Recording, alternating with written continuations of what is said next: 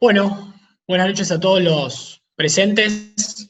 Muchas gracias por concurrir, digamos, nuevamente a estas reuniones mensuales que se están haciendo a través de la Sociedad de Medicina Aeronáutica eh, vía Zoom, debido a la cuarentena.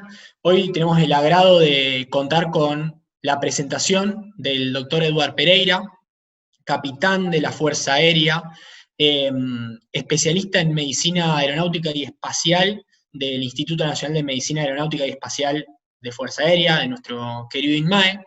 Eh, Actualmente el doctor se está desarrollando como MAUA, como médico asesor de unidad aérea, en la ciudad de Mendoza, en la Cuarta Brigada Aérea, específicamente en el grupo 3, que es un grupo que utiliza los helicópteros Lama de búsqueda, ¿sí? Rescate y tareas especiales, sobre todo en alta montaña. Por eso están ubicados en ese sector estratégico de nuestro país.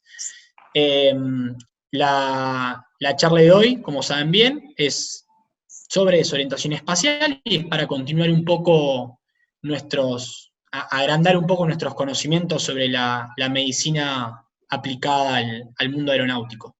Así que, doctor Pereira, eh, le damos la bienvenida y esperamos con gusto el comienzo de Bueno, la muchas charla. gracias, Fede.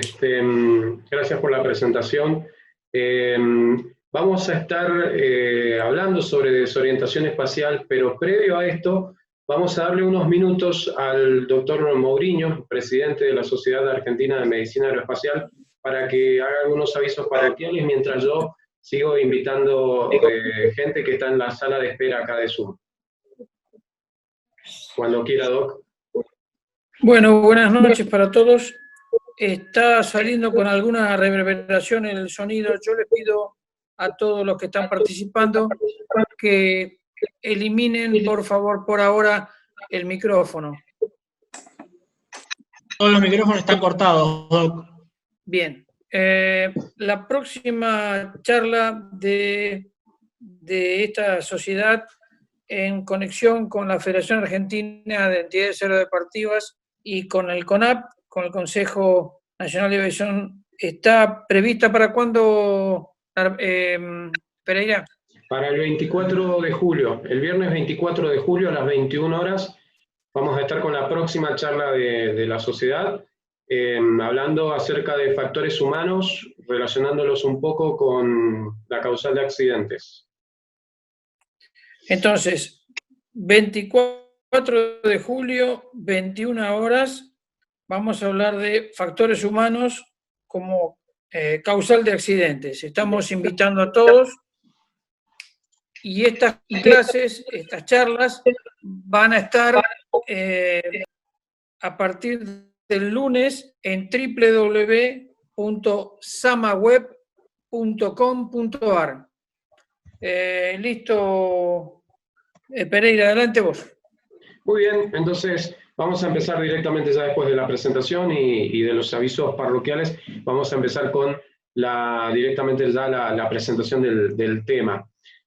Para eso voy a compartir esta pantalla, que es en sí de la clase. Y vamos a empezar directamente lo que vamos a estar hablando. Entonces elegí el nombre de visibilidad cero, donde vamos a estar hablando de desorientación espacial. Vamos a tirar algunos tips como para manejarnos acerca de algunas situaciones que se puedan presentar durante un vuelo. Y vamos a hablar en resumen un poco de lo que es orientación y después hablaremos de los tipos de desorientación, cómo prevenirla y qué hacer durante un episodio de desorientación espacial.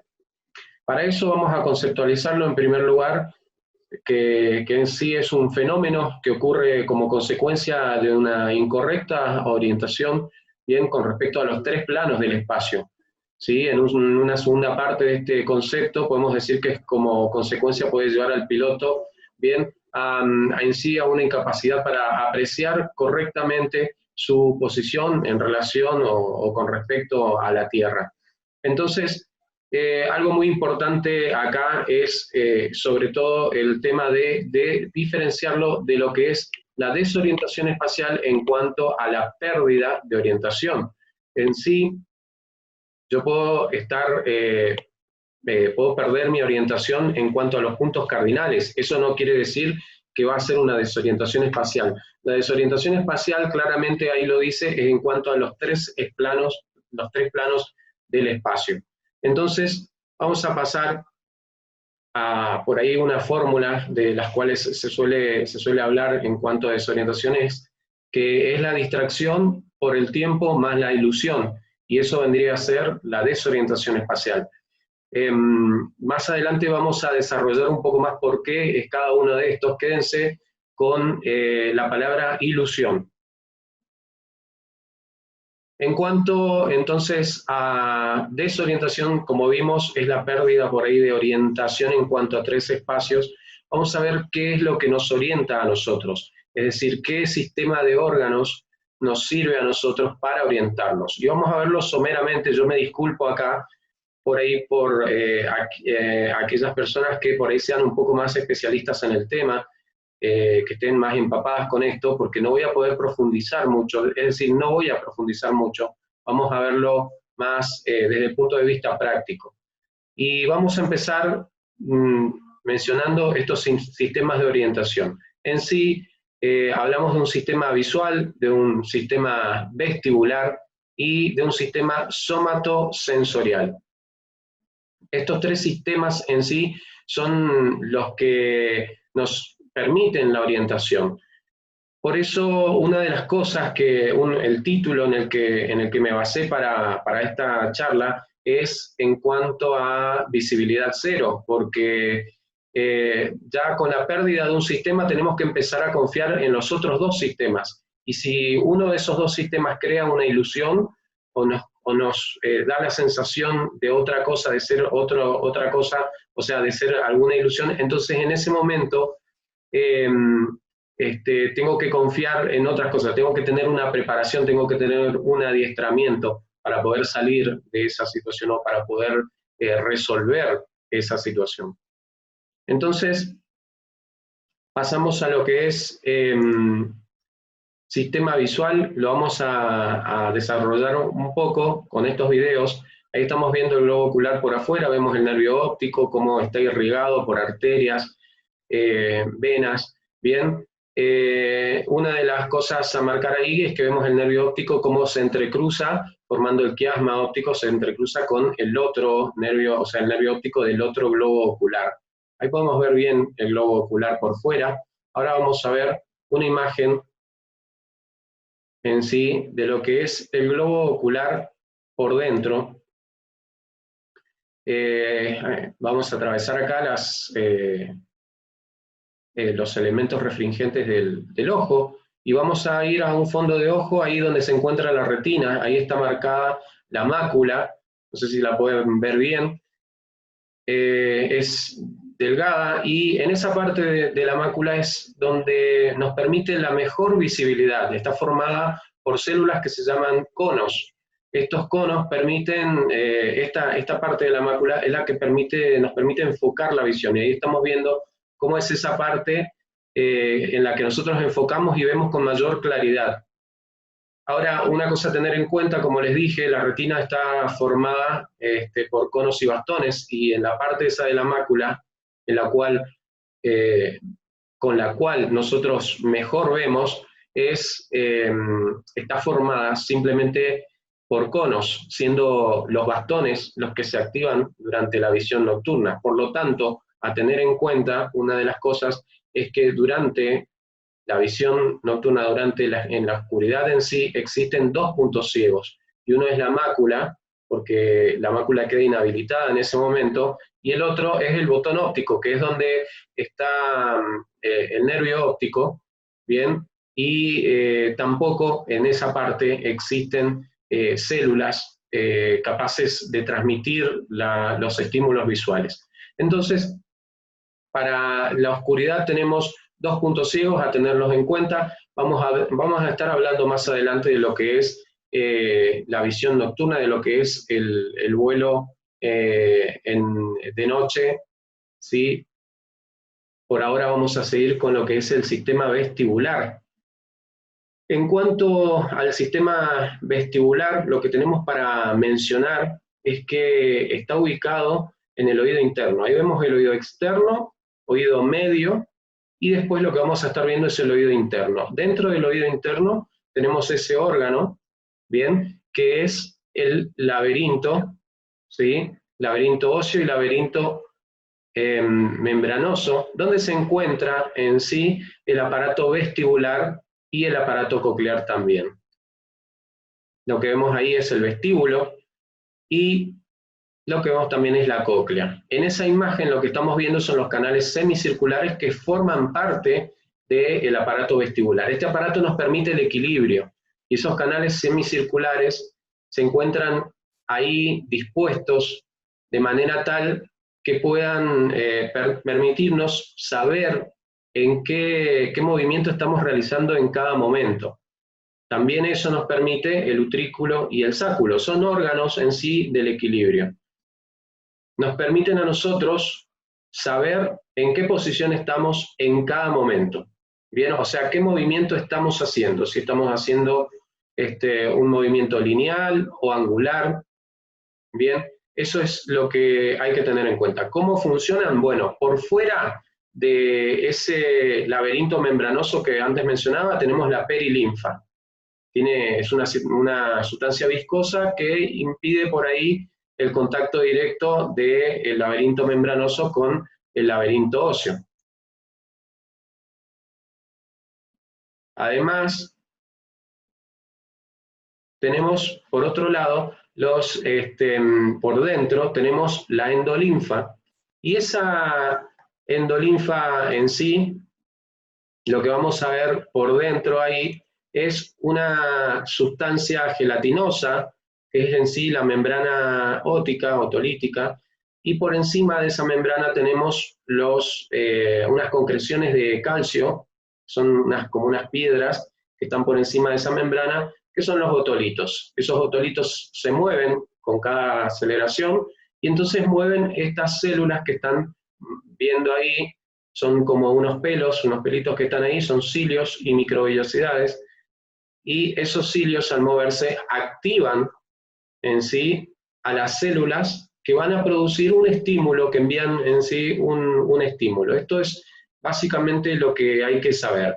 Cuando yo me muevo hacia un lado, los otolitos se mueven hacia ese lado y entonces generan ese estímulo.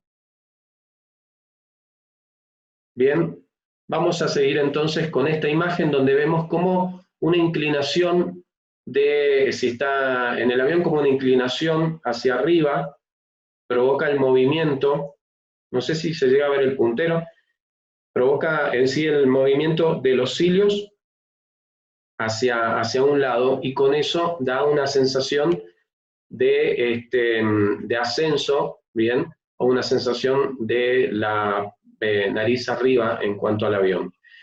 En cambio, cuando no hay movimiento, tenemos la sensación de vuelo nivelado, y después, cuando existe un movimiento hacia abajo, un descenso, podemos ver cómo se mueven ahí los cilios, y entonces tenemos un movimiento hacia abajo.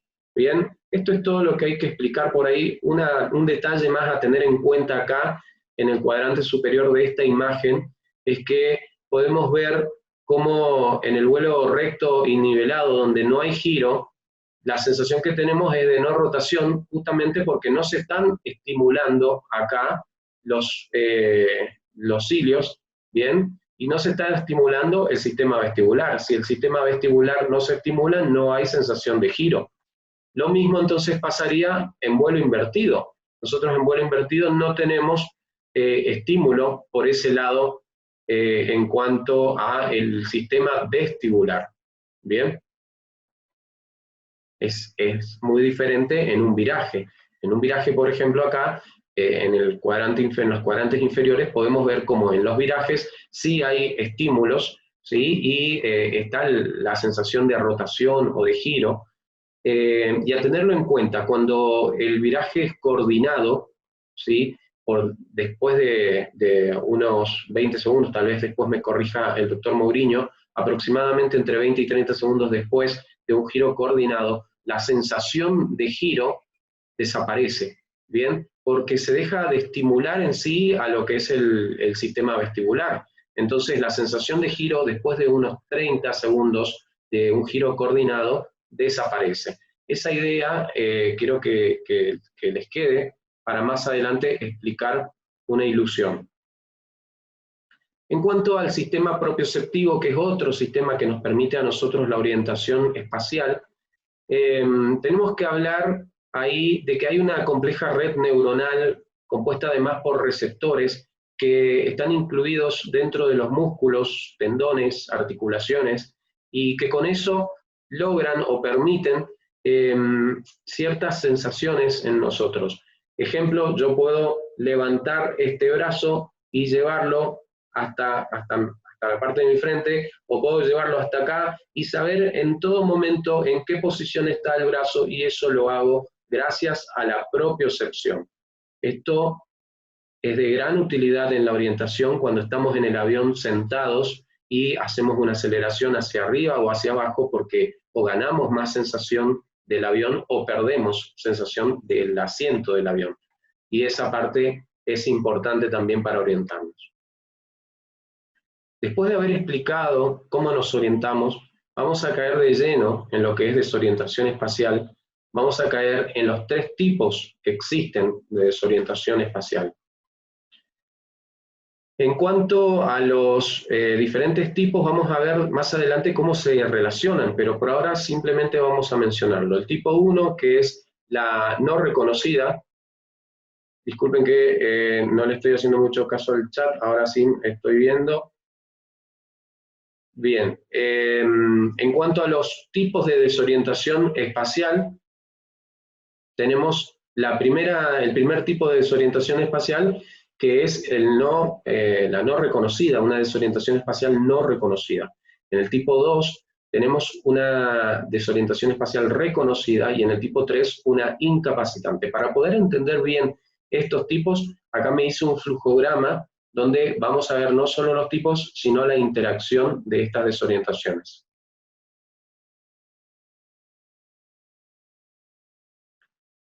Vamos acá, y ahí vamos a empezar entonces. Todo comienza con una, por ahí, falsa sensación de orientación, una falsa percepción en sí de la orientación que estoy teniendo. Empieza con esa falsa percepción. Después de eso, seguimos con lo que es el desconocimiento del fenómeno. En sí, puede pasar que no conozca, que no sepa que estoy desorientado. Entonces, si no sé que estoy desorientado, estoy en el tipo de desorientación tipo 1. Ya vamos a dar ejemplos de eso. ¿Qué pasa si yo no sé que estoy desorientado y sin embargo sí lo estoy? ¿Qué pasa? Bueno, hay un control basado en esa falsa percepción. Ese control basado en la falsa percepción me provoca un uso inapropiado de los mandos. Al producir un uso inapropiado de esos mandos, yo puedo finalizar en un accidente. Ahora, si el piloto logra en determinado momento reconocer que que se encuentra en un estado de desorientación, que algo está pasando, bien, reconoce el fenómeno, entonces eso puede pasar en cualquier momento de este proceso. Se produce entonces el conflicto de actitud de la aeronave junto con lo que yo estoy sintiendo, ¿sí? Se produce ese conflicto. Y entonces, en ese momento, yo me encuentro en lo que sería un tipo de desorientación espacial 2, el reconocido, ¿sí? La desorientación espacial reconocida. Ahora, si el conflicto es resuelto, mi vuelo se normaliza, ¿bien? El vuelo del piloto en sí se normaliza. Puede normalizar el vuelo porque reconoció. Esa, digamos que es en sí, dentro de las desorientaciones espaciales, una de las mejores, o de las que tienen mejor pronóstico. Ahora, ¿qué pasa si, a pesar de haber reconocido el conflicto, yo no lo puedo resolver? entonces caigo en lo que es el tipo 3 de desorientación espacial, donde donde se llama, este tipo de desorientación espacial se llama incapacitante, ¿bien? Es decir, el piloto reconoce que hay desorientación espacial y sin embargo no puede realizar una medida que lo saque de ese estado de desorientación. Entonces se habla de desorientación espacial incapacitante. Esto provoca una baja performance en el vuelo y por consiguiente de la baja performance en el vuelo se produce el accidente. Perdón, ahí saqué la film, ahí está, ahora sí. Se produce una baja performance y en cualquier momento igual el piloto puede llegar a resolver ese conflicto y normalizar el vuelo, pero si no lo resuelve puede desencadenar entonces el accidente. Y esto es lo que pasa en la mayoría de las situaciones.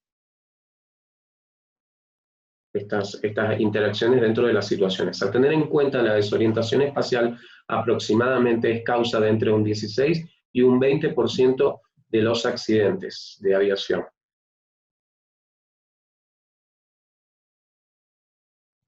Muy bien, vamos a seguir entonces con la prevención. Esto yo lo hice al revés, lo puse antes, porque quiero que vean un poco cada cosa que hay que tener en cuenta en la prevención, para después entonces hablar de lo que es las ilusiones, que son las que provocan la desorientación. Entonces, en cuanto a la prevención, vamos a ir hablando de cada uno de los ítems, cómo prevenir, cómo no desorientarme.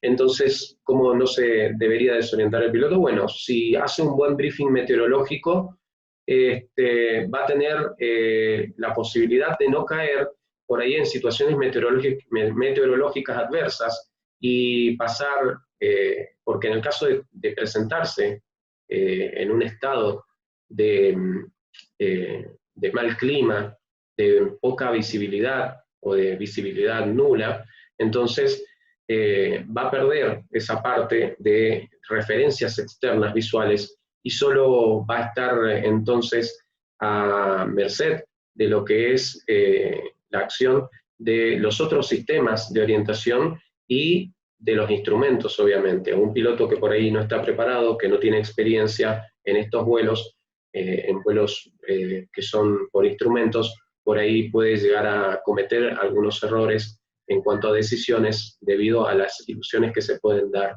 en estos casos. Entonces, por eso es importante un buen briefing meteorológico siempre. Tener en cuenta que si yo salí por ahí, o el piloto en sí salió con un día genial, un día espectacular, y durante su vuelo las condiciones meteorológicas se volvieron adversas, entonces lo mejor por ahí es no continuar con el vuelo, tener en cuenta las alternativas dadas en el plan de vuelo y tener en cuenta la posibilidad de retorno al lugar de salida. También hay que tener en cuenta los horarios de puesta del sol y nocturno, porque por ahí una persona, un piloto que no esté preparado, esto es para por ahí pilotos que no tienen la preparación para vuelo instrumental, o el avión no tiene una preparación adecuada para el vuelo nocturno, entonces tener en cuenta los horarios de puesta de sol y nocturno siempre en cuanto al plan de vuelo, porque puedo salir por ahí con una determinada luz del día, y sin embargo, media hora después se hace nocturno, digamos, y la visión, en este caso, las referencias visuales disminuyen muchísimo. Parece algo básico, pero hay accidentes en los cuales este factor ha sido uno de los causales de los accidentes, del accidente. En sí, otro de los temas para prevenir es las referencias visuales confiables. Ya desde ya una referencia visual muy poco confiable son las nubes. Tener en cuenta eso, no me puedo confiar, un piloto no se puede confiar de las nubes como una referencia visual, y ahora vamos a ver un ejemplo más adelante. En cuanto por ahí a la prevención también, esto es una medida a tener en cuenta y lo vamos a explicar también más adelante por qué, es evitar el movimiento abrupto de la cabeza, bien hacia arriba o hacia abajo, movimientos abruptos, evitarlos. Y sobre todo, enseguida vamos a ver por qué, pero sobre todo vamos a evitarlo durante los giros, durante los virajes. Evitarlo durante los virajes, sobre todo los movimientos abruptos de la cabeza. No volar con limitaciones físicas y mentales. Bueno, acá sabemos el tema de la aptitud física, de qué aptitud física tiene que tener cada uno, de las licencias que tiene que tener cada uno, pero además la aptitud física puede disminuir o aumentar en cualquier momento, y esto lo sabemos bien los médicos examinadores aeronáuticos. Pueden disminuir o aumentar en cualquier momento según cualquier proceso morboso, proceso patológico que esté cursando el tripulante. Entonces, en este caso, este punto se refiere más que nada a eso, a enfermedades que pueda estar cursando, a fatiga también, o a la toma de algún medicamento que pueda favorecer la producción por ahí de ilusiones o alucinaciones.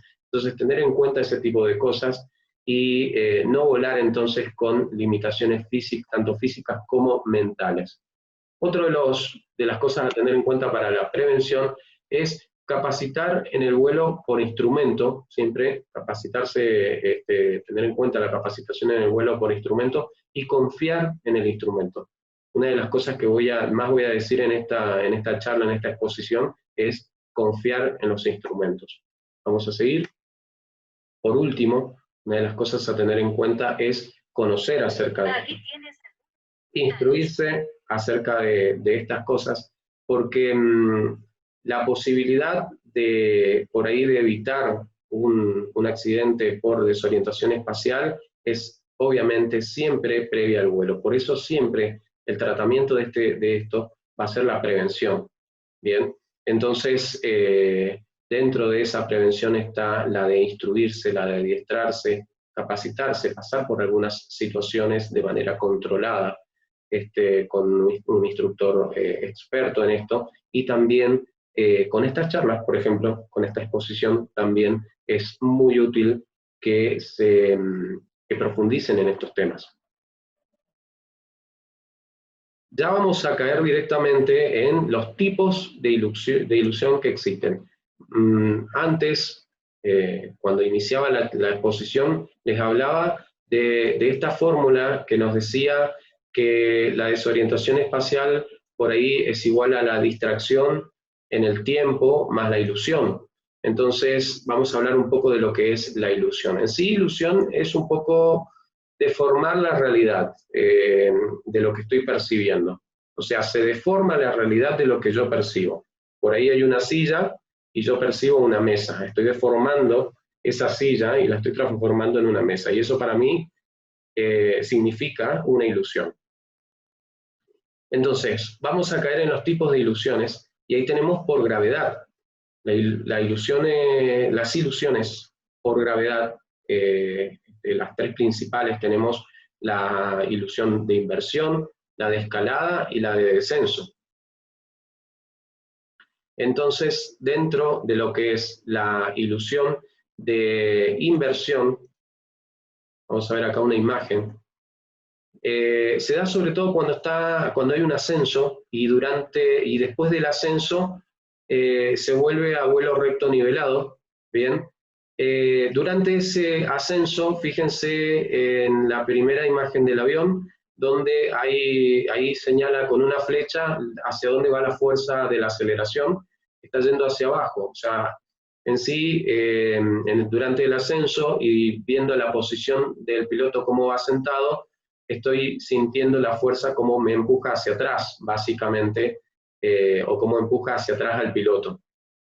Después, cuando comienza a nivelarse, la fuerza es hacia atrás, y en el piloto, la fuerza que va sintiendo es como sería hacia arriba, bien, prácticamente empieza a sentir hacia arriba y atrás.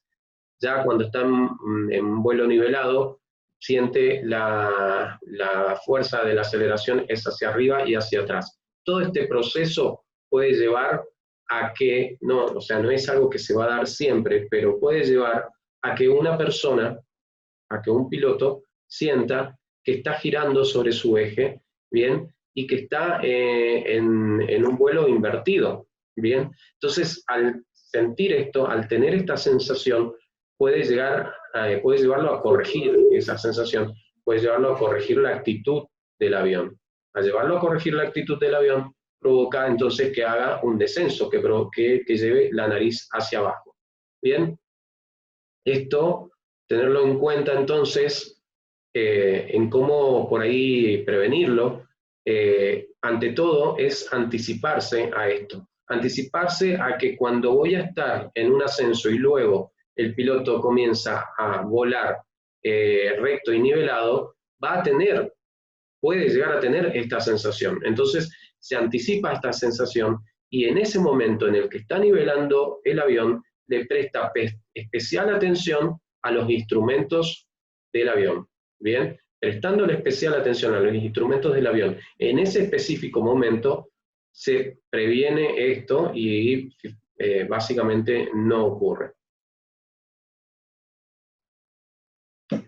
Continuamos entonces, después de lo que es la ilusión de inversión, tenemos la de escalada y de descenso.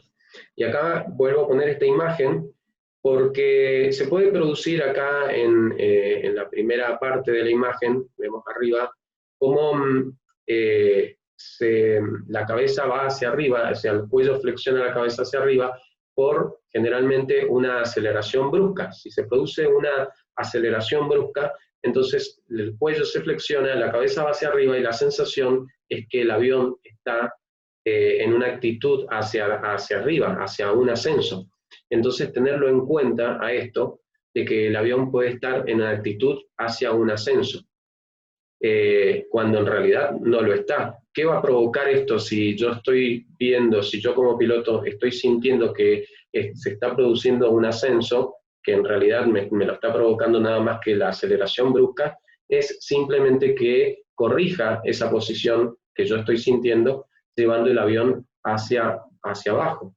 Bien, en ese descenso, lo que básicamente acá no hay tantos problemas como en el segundo caso, donde se produce por una desaceleración brusca, un descenso de la aeronave, un descenso de la porción delantera de la aeronave, entonces provoca que lleva la aeronave nariz abajo, bien, pero en realidad es lo que yo estoy sintiendo. ¿Por qué? Porque simplemente se flexionó el cuello y me dio esa sensación de que estoy descendiendo por una desaceleración brusca.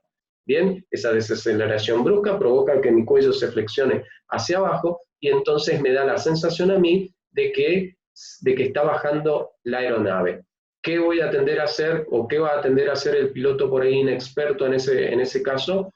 Va a tender a levantar la aeronave, es decir, a levantar la nariz de la aeronave, ¿sí? Y con eso hay un gran riesgo porque esta desaceleración brusca a veces ocurre cuando en una aproximación, en una final, justo antes de aterrizar, y entonces si se produce esta sensación de que por ahí el avión está yendo hacia abajo, un poco más abajo, lo que va a tender a hacer es llevarlo hacia arriba, y si lleva hacia arriba puede llegar a perder sustentabilidad de manera brusca, entonces, y producirse un accidente justo en el momento en el que está aterrizando, justo previo a aterrizar.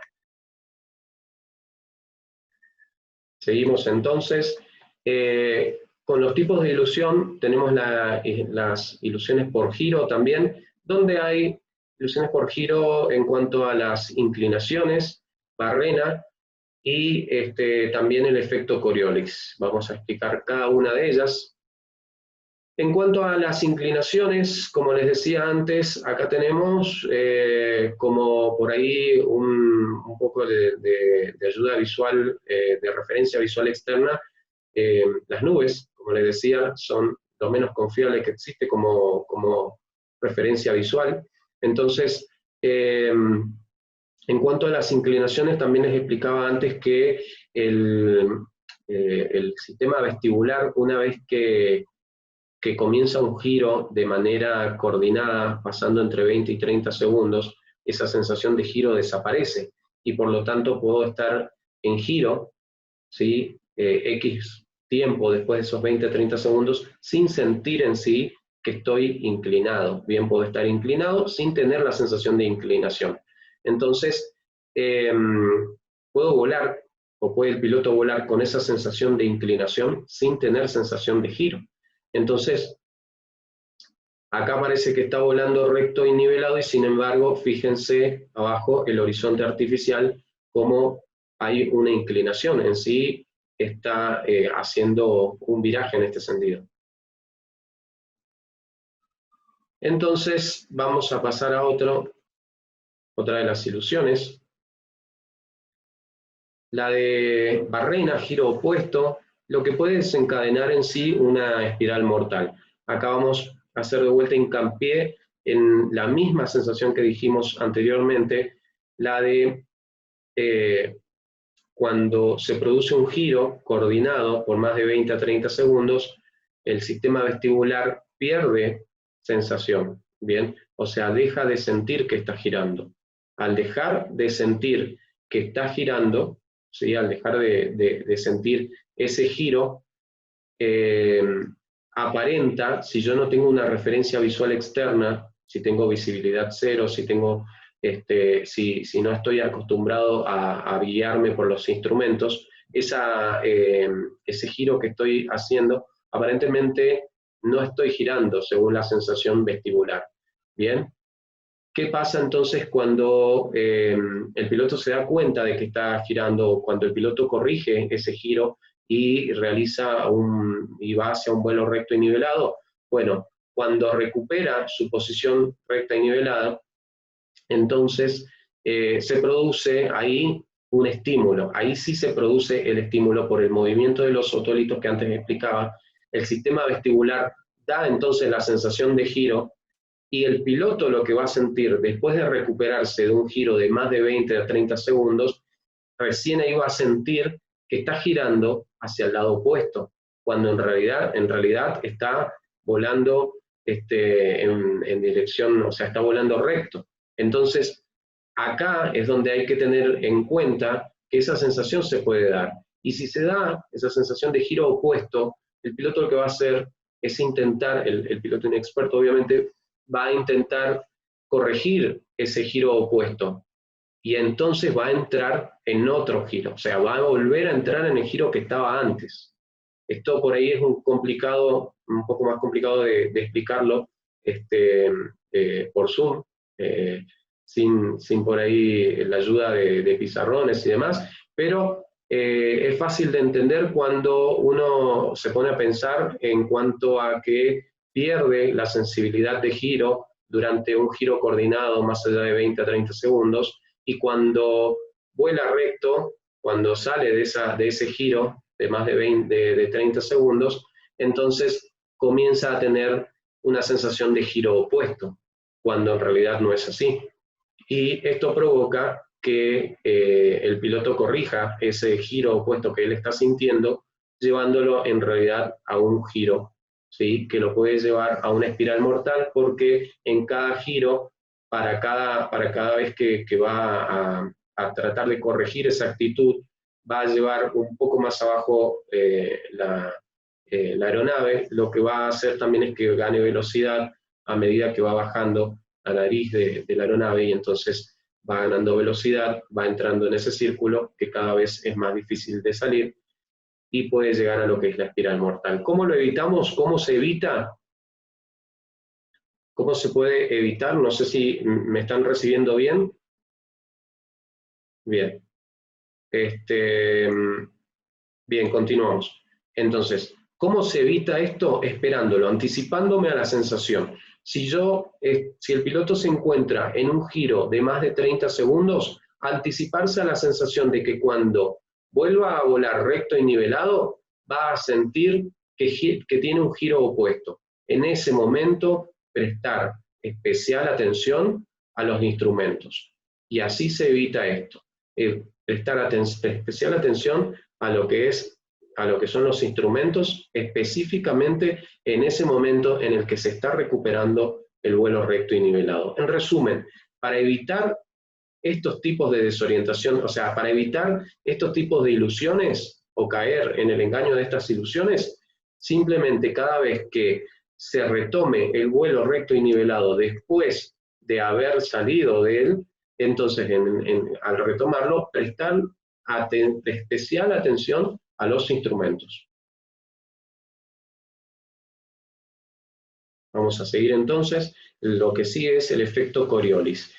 Este efecto se produce cuando el piloto se encuentra en un viraje y durante ese viraje que está estimulando un canal semicircular, se realiza un movimiento brusco de la cabeza.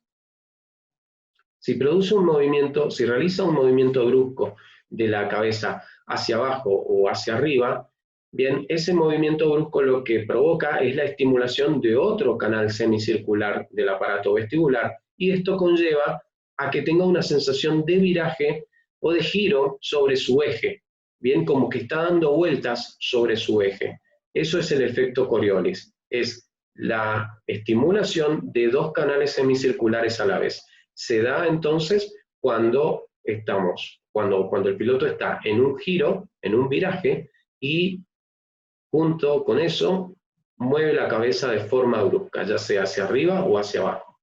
Entonces, por eso dentro de la prevención que mencionábamos antes, de cómo prevenir la desorientación espacial, está la de evitar los movimientos bruscos de la cabeza.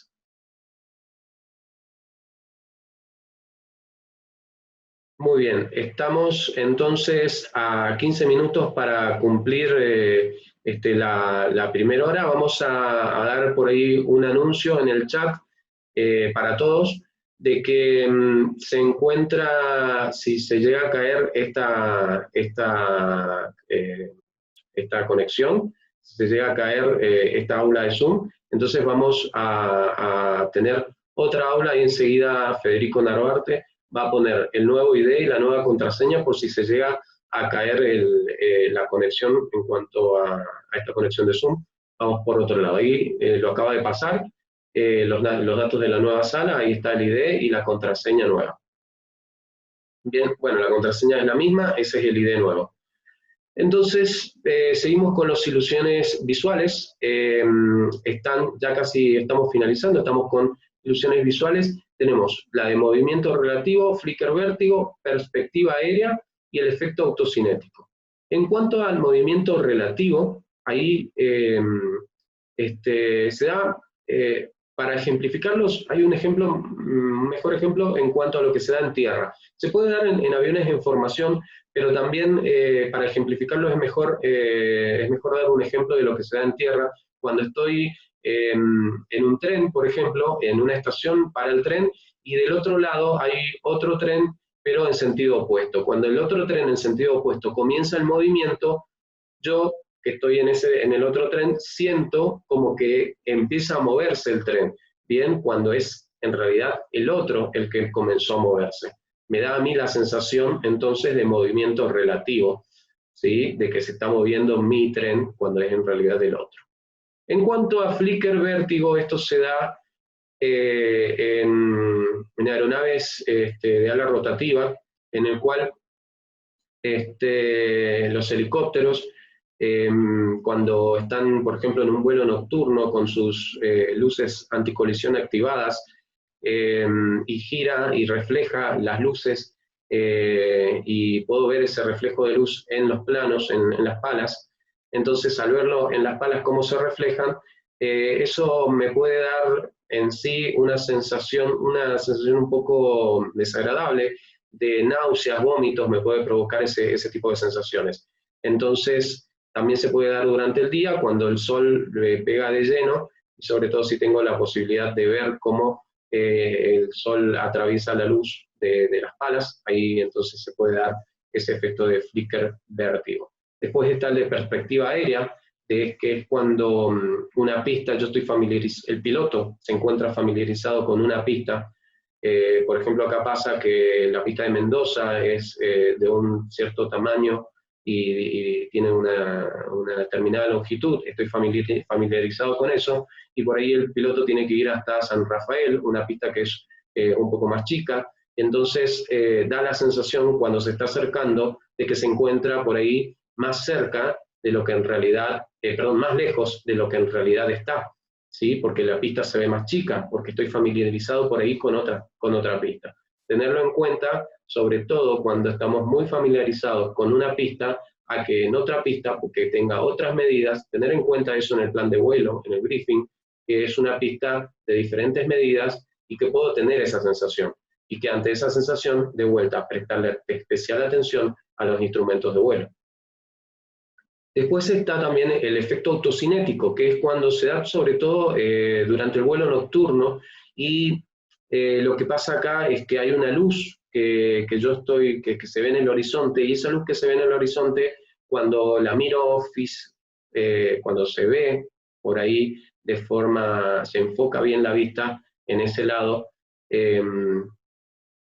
puede tener la sensación de que la luz comienza a moverse, ¿bien? Y entonces me puede condicionar el vuelo ante esa luz que se está moviendo. La recomendación acá es cambiar por ahí la forma de ver, hacer una vista en escaneo, moviendo la cabeza y después también moviendo los ojos para que la luz deje de focalizar toda mi atención.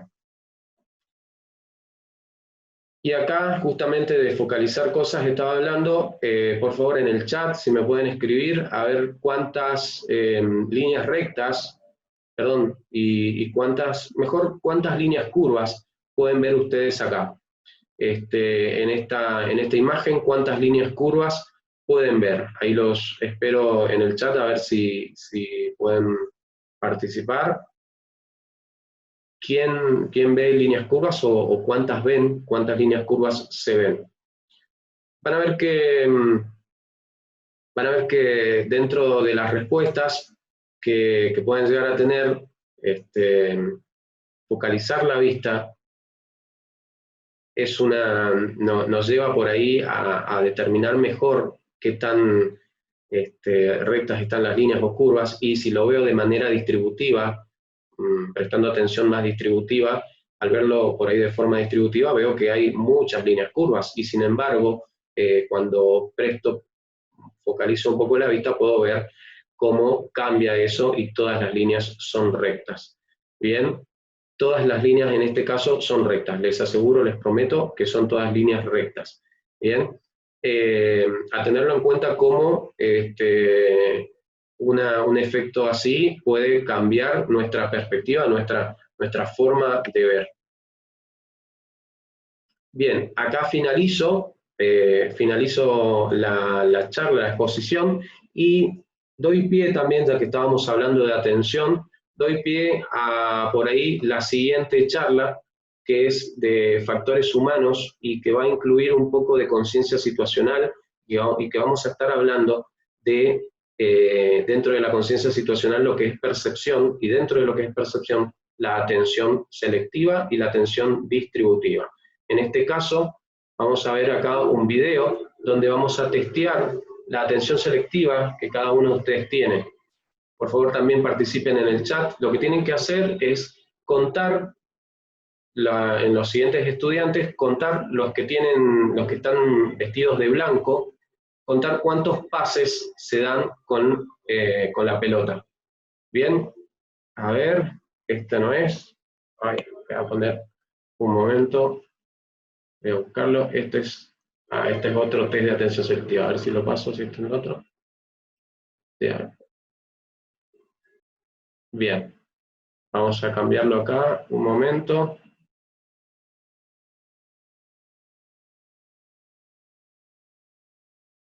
Voy a buscar rápidamente el video del cual les estaba hablando, en el cual se puede ver bien claro cómo funciona nuestra atención selectiva. A ver, vamos acá, compartir.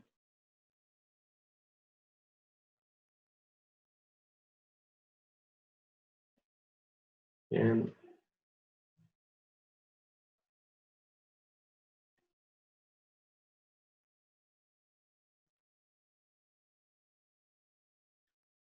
Bueno, a ver, en este caso, ponemos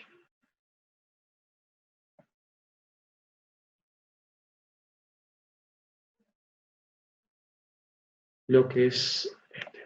Muy bien. Ahí enseguida entonces vamos a estar con el video de muestra.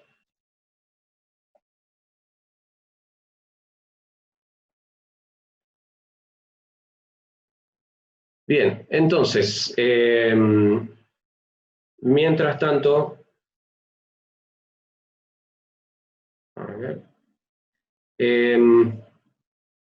les dejo acá un QR, no sé si lo están viendo. Es un código QR para acceder a un formulario. Por favor, dentro del formulario van a encontrar una pregunta que es simplemente, ¿qué les pareció esta clase, esta exposición? En cuanto al video para la próxima clase, va a quedar para la próxima clase nomás porque no lo puedo encontrar bien acá. Entonces, seguimos. Les pido entonces, por favor, que ahí les voy a pasar un enlace por el chat. Les pido que estén completando el formulario que preparé acá. Este es el enlace.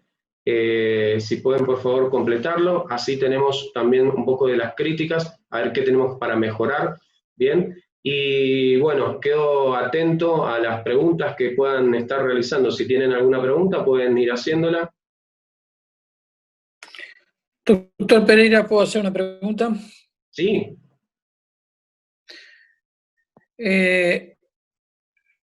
Yo reconozco que los más difíciles de entender de la otorrinolaringología realmente es muy difícil a especialistas, porque uno siempre confía en su traste y no Claro. confía en los instrumentos. Sí.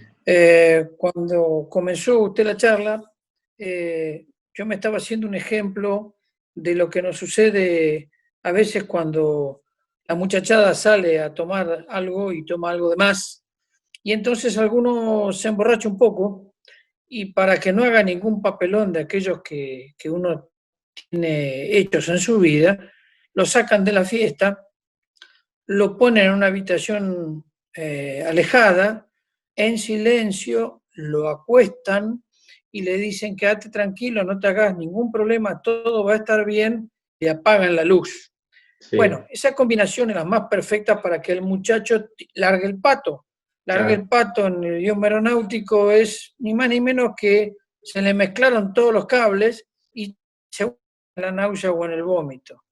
Esto para repasar un poco que nosotros sabemos de nuestra posición vertical por varias cosas. Una, por las sensaciones propioceptivas que recibimos a través de sensores en las rodillas que nos dicen que el peso está arriba, en algunos, como en mi caso, mucho más peso que el que debería haber, y que el piso está abajo. Lo otro son los ojos a través de la visión directa del techo arriba y el piso abajo. Y el tercer elemento es el oído interno, que es el que anulamos cuando lo dejamos en silencio. La coordinación de todo esto hace que uno encuentre la posición correcta respecto de sí y de los demás. Cuando estamos en vuelo, muchas veces esto nos traiciona.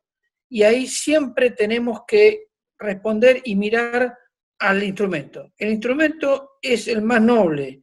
Nunca nos confiemos en nuestro traste. Y la pregunta que yo me hago como especialista y como piloto es: ¿qué alternativa existe para un piloto que no se adapta al vuelo por sufrir cinetosis? ¿Hay algo para hacer? Bien, en cuanto a alternativas de aquel piloto que no se adapta al vuelo, por ahí secundario a la cinetosis, que es algo que puede pasar, es donde se da por ahí vértigo, hay un estímulo vasovagal secundario al estímulo del aparato vestibular, en conjunto con el aparato visual, y entonces ahí tenemos mucho para hablar. Pero en resumen, tenemos medidas en cuanto a la adaptación del piloto, que lo podemos hacer, se puede hacer una adaptación gradual.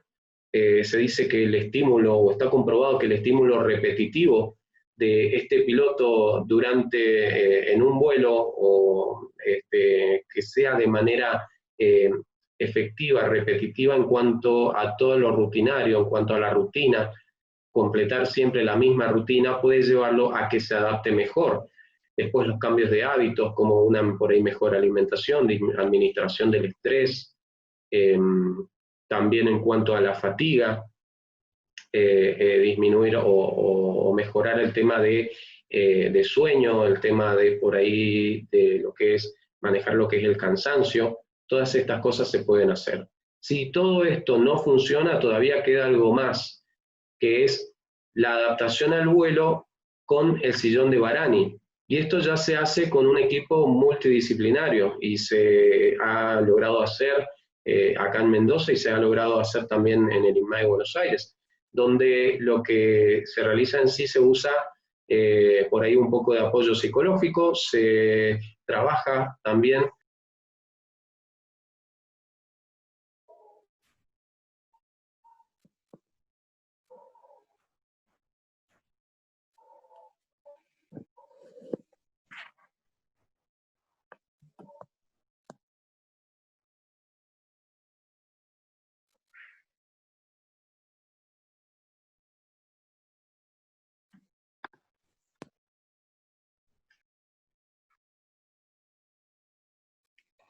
Necesitaría el código Q, por favor. INMAE en mayúscula.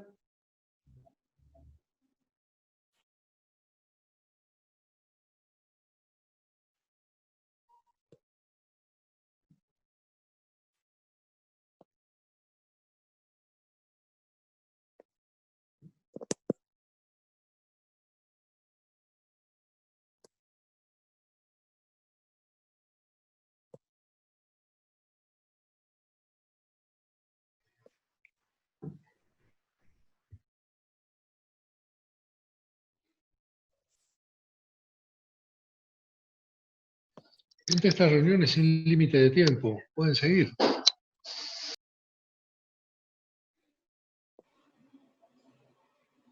Buenas noches, necesitaría nuevamente la foto del código Q que no pude escanear. Gracias. Muy bien, ¿ahí me están escuchando? Perfecto.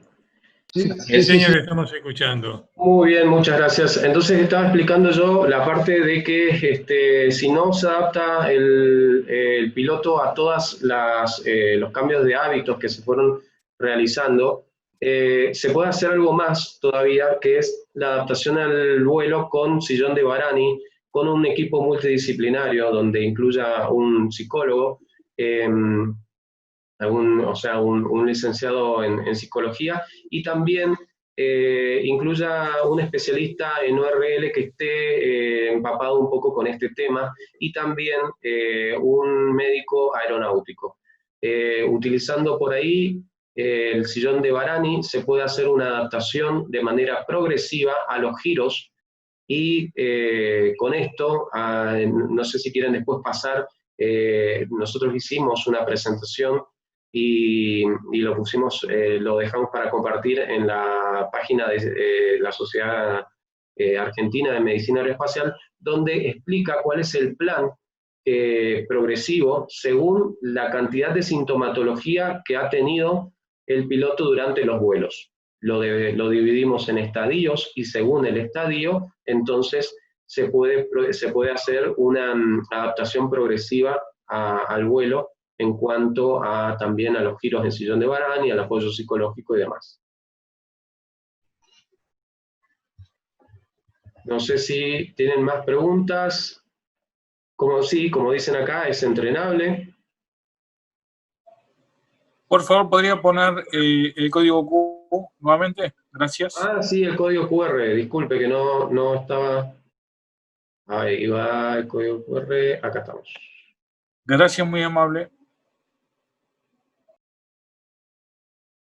Muy bien, ahí estaría. Estamos con el mismo código. La Sí, charla sí. sigue sin límite de tiempo. Bien, y en cuanto al código QR es simplemente para acceder a un formulario donde completar por ahí, dar una devolución de lo que fue la exposición, con, claro, los problemas tecnológicos que se pueden llegar a dar, que son por ahí ya esperables. No sé si tienen alguna otra consulta, alguna otra pregunta. Si Fede, si me ayudás en cuanto al chat, si viste algo, alguna otra pregunta, por favor, retransmitímela. Sí, hay una pregunta sobre cuál es el sillón de Varani. Bien, el sillón de Varani es una silla que está adaptada para realizar giros. En el caso del INMAE, por ejemplo, en el área de investigaciones, tiene esta silla que realiza en sí giros, tiene una cantidad de giros por minuto, y lo que logra con eso es en sí evocar una sensación de giro en el piloto, de manera que se puede entrenar, y de manera muy similar también a los giros que se pueden dar en un avión. Esta silla no está sola, no es una silla que está ahí sola en una habitación, sino que está inmersa en lo que en un área tubular en sí, que se llama tambor optoquinético, que permite entonces también un estímulo visual. ¿Qué es el tambor optoquinético en sí? Son unas franjas negras que van, que están alrededor de todo de este área tubular, y la silla está inmersa, y cuando se puede producir dos cosas. Uno, con la silla parada, el tambor optoquinético comienza a girar y da la sensación de giro sin que estemos girando, o con la silla ya girando, se activa el tambor optoquinético, empieza a girar también y produce una sensación de giro mayor, ¿no? Eso en sí es el sillón de Varani, es girar, básicamente el resumen. Si me permitís, Sí, Edward, es muy importante el sillón de Varani. El sillón de Varani es un método de entrenamiento para el síndrome vertiginoso, de forma tal de que así como el piloto puede descubrir sus signos y sus síntomas ante la hipoxia en el entrenamiento con la cámara hipovárica, el sillón de Varani, en su forma, le permite al piloto también obtener un patrón de sus signos y sus síntomas antes de entrar en desorientación espacial, de forma tal de que cada vez que los sienta, los reconozca y haga las medidas correctivas que correspondan.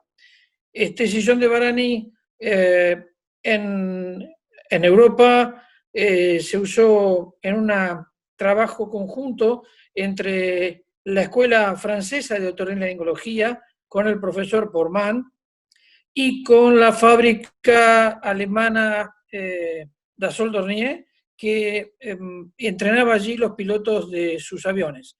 De este entrenamiento es que la Fuerza Aérea Argentina en el año 83 trajo el primer sillón de Varani para el Instituto Nacional de Medicina Aeronáutica, para readaptar a muchos de nuestros veteranos de la Guerra de Malvinas, excombatientes, que venían con estas patologías que vos tan brillantemente describiste. Hoy es una realidad que el instituto es uno de los pocos lugares en la República Argentina que lo tiene, que lo usa y que está en funcionamiento perfectamente. muy bien, muchas gracias, doctor. Ahí están preguntando de vuelta si puedo explicar lo de ilusión visual por perspectiva aérea. Me estaba refiriendo en cuanto a eso cuando hablé, es que según la perspectiva que yo tengo, puedo tener una ilusión. Ejemplo, cuando se produce una aproximación en una pista que es nueva, una pista que es nueva para mí, que no la conozco, no sé bien sus medidas, y por ahí es más chica de lo que estoy de la pista que ya estoy familiarizado, entonces se produce una sensación de que la pista se encuentra más lejos de lo que en realidad está.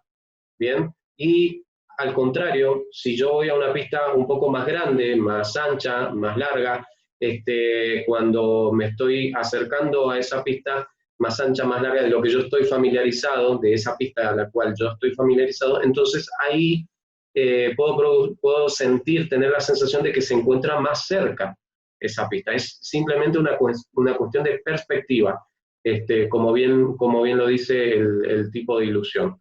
Bien, otra perspectiva que puedo llegar a tener en el vuelo nocturno, por ejemplo, cuando estoy en la ciudad, el piloto ve todas las luces, hay un área toda iluminada de la ciudad, y cuando se va alejando por ahí de la ciudad, se produce todo un área oscura donde no hay luces, bien, porque termina la ciudad y ya no hay, en ese caso, luces, está toda el área oscura y la sensación es como de que está entrando a un agujero negro, bien. Esa sensación también se puede dar y es por perspectiva, es una ilusión por perspectiva.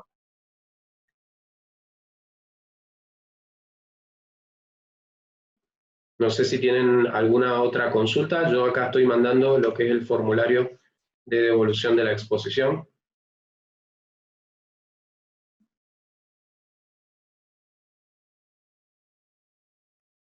Muy bien, entonces... Doctor, una pregunta más, perdón. Sí. Una pregunta más. En cuanto a lo que mencionó para el vuelo nocturno, ¿qué recomendaciones le daría a un piloto Nobel que va a enfrentar sus primeros vuelos nocturnos?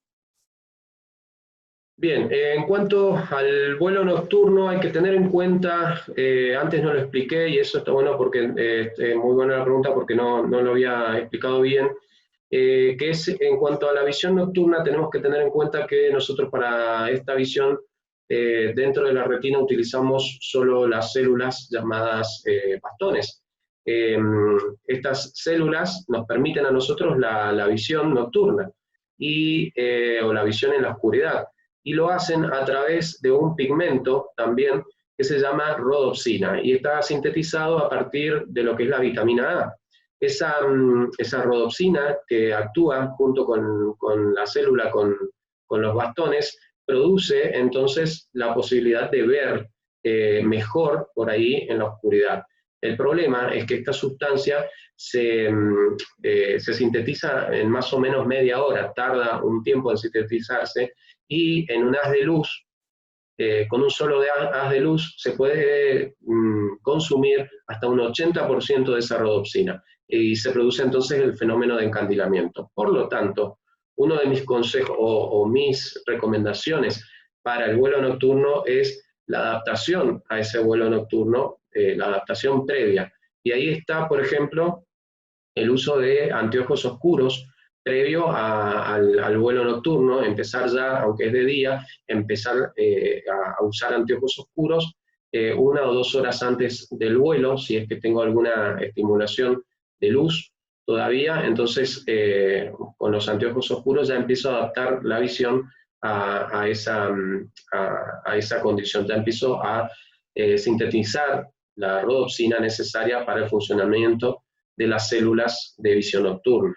Entonces, otra de las cosas también a tener en cuenta es que si es inevitable, si ya estoy viendo que viene de frente a alguien que no, por ahí, algún auto de frente que viene con las luces altas, y ya lo estoy viendo que viene, lo que puedo hacer es simplemente, no voy a cerrar los ojos, o sea, ambos ojos, no voy a perder la visibilidad en ese momento, pero sí lo que tengo que tener en cuenta es que puedo cerrar un solo ojo y conservar entonces la visión y conservar también la visión nocturna de ese ojo, la adaptación de visión nocturna que estaba teniendo hasta ese momento de ese ojo del cual estoy cerrando. Eso es también un ejemplo.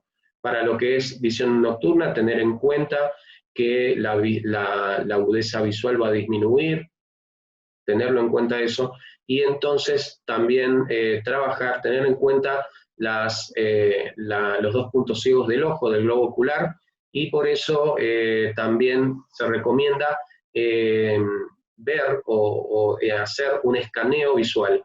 Esto simplemente es mover los ojos de un lado hacia otro lentamente, prestando atención a cada cosa que estoy viendo, de manera que pueda verlo con diferentes partes, o sea, que esa poca luz que hay se refleje en diferentes partes de mi retina y no esté entonces cayendo yo en lo que es viendo algo por ahí con un punto ciego, que en realidad no estaría viendo esa parte. Evito así los puntos ciegos. Y también por ahí con la visión en escaneo, el movimiento también de la cara, de la cabeza, también puedo hacerlo lentamente, también me permite adaptarme un poco mejor a eso, a la visión nocturna. No sé si tienen alguna otra pregunta. Oxigenación previa al vuelo, me preguntan acá. En cuanto a la oxigenación, se ha visto que la hipoxia produce un poco de alguna pérdida en cuanto a la visión nocturna, más que nada, y puede provocar algunas alteraciones en cuanto a la visión también diurna. No hace falta, no es necesaria una oxigenación previa, pero cuando obviamente se va a volar por encima de los 10.000 pies, es necesario en este caso sí contar con el oxígeno, ya como lo establece la reglamentación, por encima de 10.000 pies y más de media hora, contar con oxígeno para la tripulación.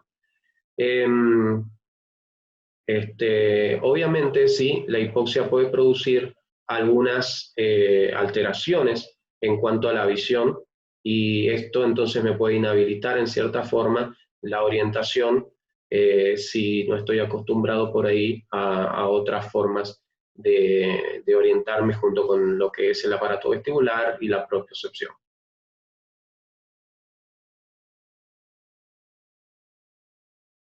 Bueno, doctor, si le parece, ya estaríamos finalizando. Bueno, había una pregunta de un oyente que decía dónde iba a estar subida esta charla.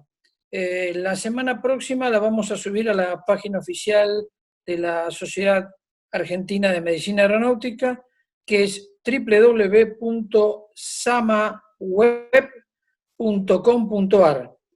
Y ahí también vamos a estar a la invitación para la próxima charla que va a dar el doctor Eduardo Pereira, el 24 de julio, 21 horas, factores humanos.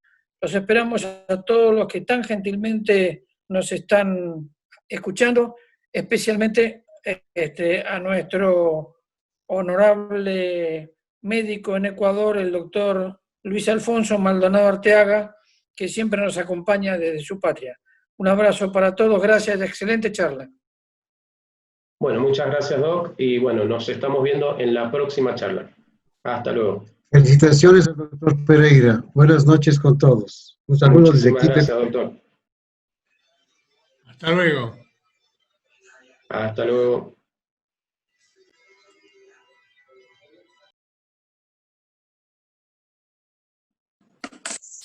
Gracias, doctor, muy amable. Muy linda su charla, lo escucho desde África, y bueno, gracias a Gustavo Muriño por la invitación. Espero poder escuchar la próxima. Muchísimas gracias.